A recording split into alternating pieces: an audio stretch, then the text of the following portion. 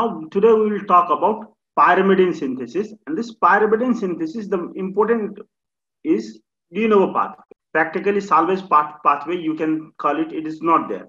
So, our body for pyrimidine completely depends on de novo synthesis.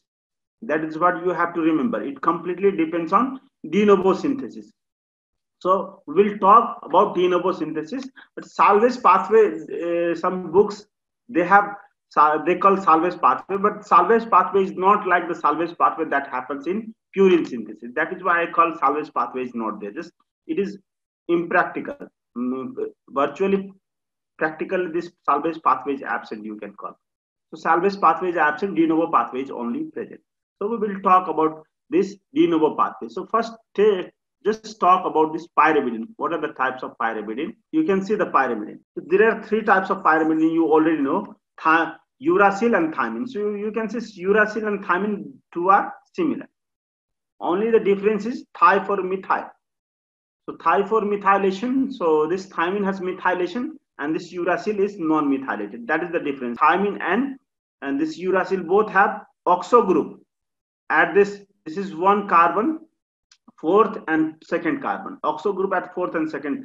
So both are similar in structure. So if you have to convert this uracil, so uracil is the first thing that is found, okay, in synthesis. So if you have to convert this uracil into thymine, what do? You add methyl group. You add methyl group. Where does this methyl group come? This methyl group comes from folate. Every time one carbon transfer is folate, as you know. So folate, you will see folate coming only at this place in whole pyrimidine synthesis. In purine synthesis, we have seen folate coming in de novo synthetic pathway, main pathway. So here in pyrimidine synthesis, it will come only at the for synthesis of thymine. So in pyrimidine synthesis, folate is required for thymine synthesis. Now, so this is about this thymine. Now uracil is formed. When you have to convert this uracil into this, what you need to do? You need to add NH2 group. So you know NH2 group in purine and pyrimidine synthesis comes from glutamine. Generally it comes from glutamine. NH group comes from glutamine. The same way from glutamine, the NH2 group will come. And then NH2 group will be, what is the enzyme? Again, amidotransferase. Same, amidotransferase.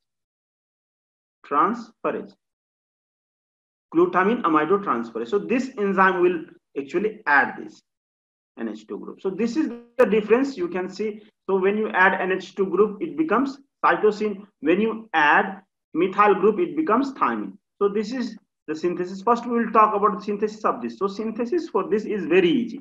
You don't require many things as you required in purine synthesis. In purine synthesis, two stages. There were two stages. In first stage 11, in second stage 2. So you can see. So 13 steps are there total. So here you will see only 6 steps are there, and only this 2 amino acids and 1 carbon dioxide. So this bicarbonate means carbon dioxide. So this 2 amino acid and this carbon dioxide will form pyrimidine. So it's easy. Aspartate, glutamate, and bicarbonate. So you can remember easily back. Bicarbonate, aspartate, and carbon. So shorter. This is shorter pathway. Only 6 steps you can see. And first product synthesizes UMP. I have already told you. First product is UMP. Now you can see aspartate contributes 4 atoms. Okay, you have 6 atoms in pyrimidine. 4 is contributed by aspartate, and 1 is contributed by glutamine. That is amino group is contributed by glutamine, and 1 carbon, second number carbon is contributed by carbon dioxide. You don't find anywhere, you don't find folate. So main ring is not contributed. The atom of main ring, carbon of main ring is not contributed by folate in pyrimidine synthesis. Only it is contributed by folate. Folate contributes only purine ring. So this is, you can see, and 2 ATP is required.